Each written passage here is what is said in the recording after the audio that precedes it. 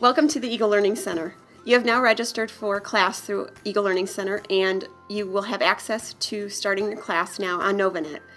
I'm going to show you, based on the instructions that were sent to you or given to you in our office, to how to set up Novanet on your computer.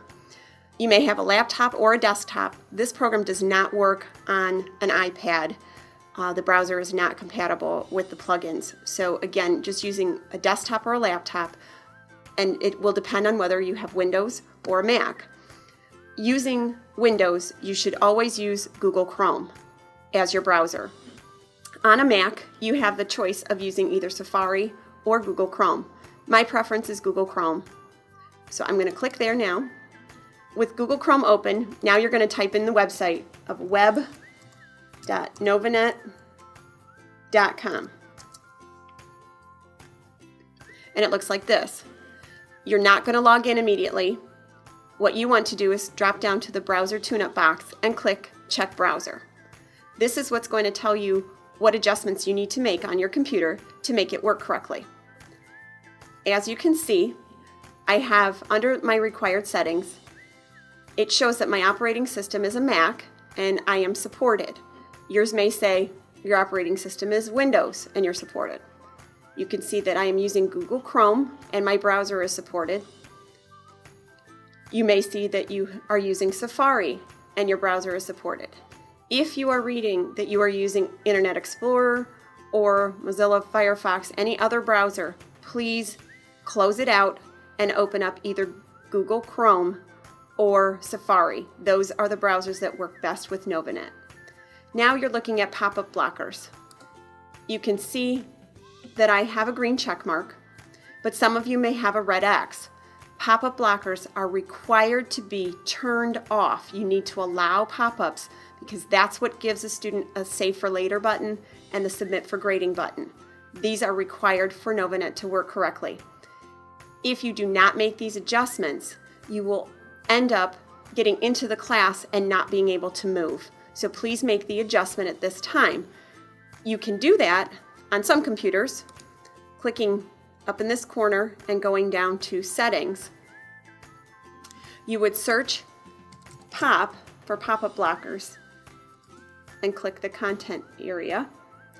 And if you slide down, you will see pop-ups. And I'm allowing all sites to show pop-ups in order for this program to work correctly. And you could manage exceptions, etc. from these areas. One additional part for the pop-up blockers that I want to bring to your attention is that you cannot run any toolbars at the top of your screen for your browser. They have built-in pop-up blockers and they will still block you even though you've changed the setting here. So do not run any toolbars on your browser. No MSN, Yahoo, Ask, any of those kinds of things will interfere. Now I'm at screen resolution and you can see that I have a red X. That means again that you would need to make an adjustment. I can do that on this computer down in System Preferences by going to Displays. This is where your resolution is, and my screen is going to look different than everyone else's, but you're just looking for the setting of 1280 by 960 in order to make this program work correctly.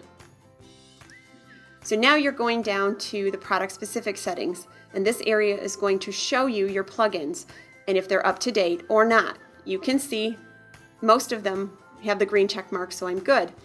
But the Acrobat Reader needs to make an adjustment. Obviously you can see the X is here, it says update now, so you're going to perform the update. Again, you would install it and make that change. Once you've done that and refresh your screen, you should have all green check marks, and at that point, when everything is green, you are ready to log in. You go back to the Home button, and now you're at the login page. You will enter your username based on the sheet of paper that was mailed or given to you. And then you type in your password that was given to you. And now you're logging in. Here you see a list of classes that you have available. Most of you will have 1 or 2 classes that you can choose from. You hover over the class that you want to pick until you see the hand and click on it. This gets you into the class. Getting started, you may view it, it's not required. If you slide down, you're going to see how many modules are actually in your course, but you can only get into Module 1 until that chapter is complete. Once you've completed that, then Module number 2 will open up. So I'm going to start here in Module 1. And I'm going to enter the pretest.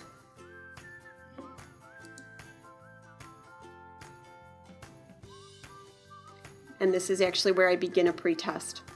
As you can see, there's a Save for Later button and a Submit for Grading button. Once you are finished with the pretest, you're going to submit it. You'll get immediate feedback as to where you need to go into the class. Make sure you save your work when you're finished for the day. And that's the setup for your computer so that NovaNet will work correctly. Thank you.